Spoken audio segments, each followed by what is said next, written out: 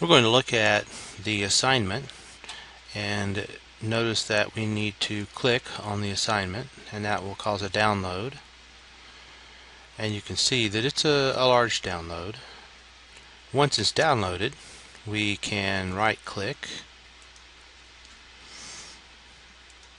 and do open show in folder, and that will give us the actual folder. And notice here they are. We need to extract. So I'm going to extract, and you'll notice that one of the files is 11 megabytes. That's our movie lens data. Let's go into Wakari, and inside Wakari we're going to click on this icon in the file browser, and that's the upload icon. Creates an area where you can select or drag and drop. And if you don't see the browser, notice the file browser toggle is there at the bottom of view. So I want to drag these two files that I unzipped into the box there, and then I'm going to click on upload, and it will show them being uploaded. Once I'm done, I close the box, and now I can double click on the file that I just uploaded, which is here, and that brings up my... Let's close the file browser, and you'll notice the first thing that we need to do is execute, load the division from Future, and also import Network X. And you'll need to read. For instance, this notebook is about the K-nearest neighbor network and its application to recommender systems. We'll look at a lot of things with nearest neighbor networks. You need to put your username in here. This is my username. And once you have done that, you will execute the next two lines. This creates the macro to install the lectures. Now let's install lecture 3, and you'll notice this may be slow.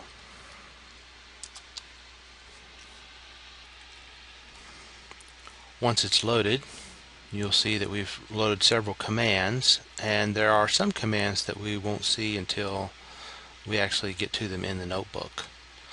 Also, we're going to be turning in the notebook itself, and therefore save often.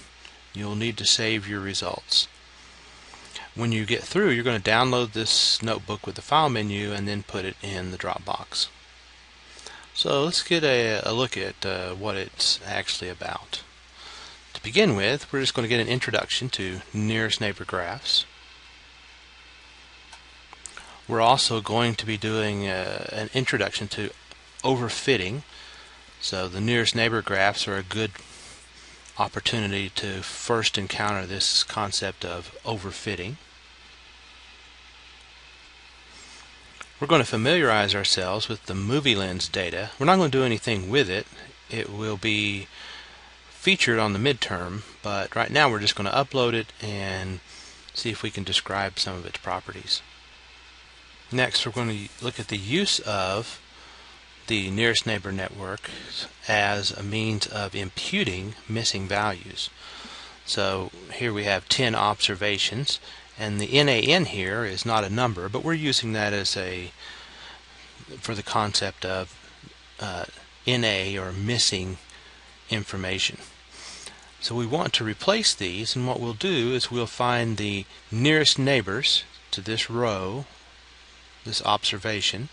We'll find this observation's nearest neighbors for some value of k, and then we'll infer from the neighbors what a good value for the missing value would be.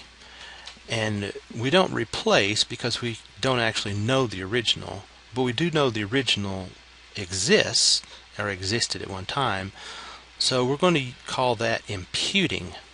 So we're going to impute a value for the missing data rather than saying that we're replacing or predicting. you're going to be graded on imputing data. And so I've created an environment here for you to play with a data set, which in my case, for my username, looks like this. And we want to replace all these NaNs, and the notebook will assess how well you're doing. So for example, here is the nearest neighbor network in the imputation challenge that you'll be working on with the data. Here is the data with the NAs imputed. You'll notice there are no longer any NA values, but what put in their place has been imputed, which means it's been inferred from the neighbors. And to see how well we've done, we can score. And of course we would like to get as close to 1 as possible. Right now I have an 87.6. And then finally we're going to look at the small town zoo. So the small town zoo is a set of data. It's 250 households, 177 animal exhibits from aardvarks to zebras.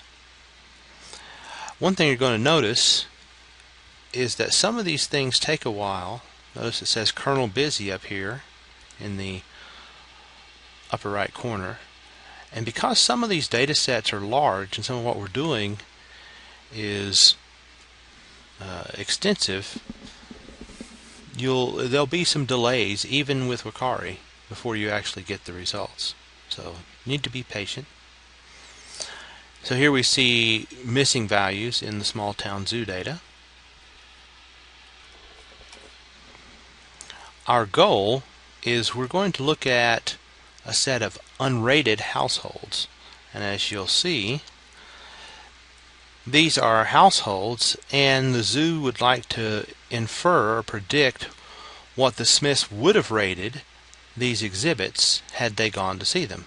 So the 0 means they didn't go see them, or haven't seen them yet, or at least haven't rated them, and the zoo would like to know which of these to recommend by predicting what they would have rated them had they gone to see them. So first we'll impute the missing values. Notice that this is our imputed zoo data. No missing values.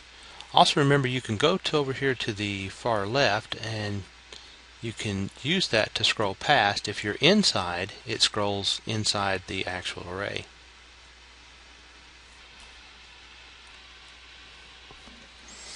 So here's our actual imputation and prediction result. There is a command called predict. Notice you don't really have to do any programming at all. You'll be changing parameters, like in particular values of k.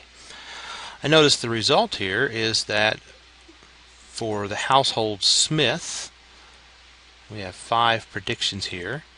So Smith is not seen to this point, or at least not rated, marten, orangutan, otter, roebuck, or tiger.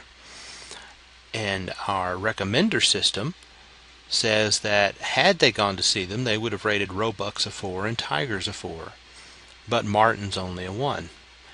And therefore, if we were going to have an advertising campaign or something like that, we would invite the Smith household to come to the zoo so they can see the roebucks and the tigers.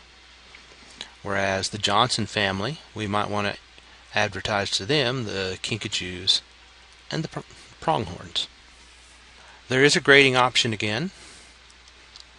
Notice right now I've got a 79 after I have worked through some of this example. And once I'm satisfied with my grade, rather than doing an online submit, I took that out. For us, since we're all in this online course and have access to D2L, I'm just going to ask that you hit this line and show the actual recommendations. There's a lot of them. And then save, which you can do with this icon or with the save in the file menu. And then simply go back to the file menu, click on download, and download this as an IPython notebook and put it in the Dropbox.